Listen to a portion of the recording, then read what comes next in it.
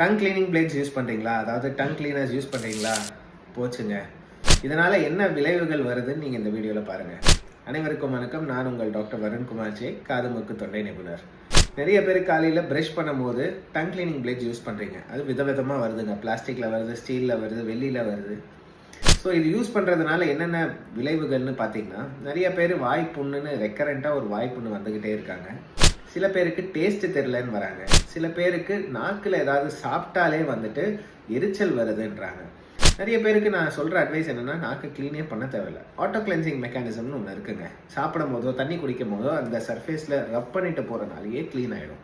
நிறைய பேர் tongue clean use பண்ணி நாக்கில் ஃப்ரிக்ஷன் இன்ஜுரிஸ் வந்து அது அப்படியே கேன்சராக மாறி இருக்குங்க. ஸோ என்னோட அட்வைஸ் என்னன்னு பார்த்தீங்கன்னா, டங் கிளீனர்ஸ் யூஸ் பண்ணாதீங்க.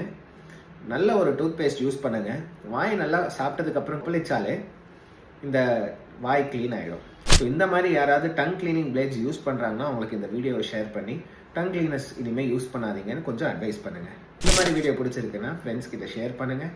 நன்றி, வணக்கம்.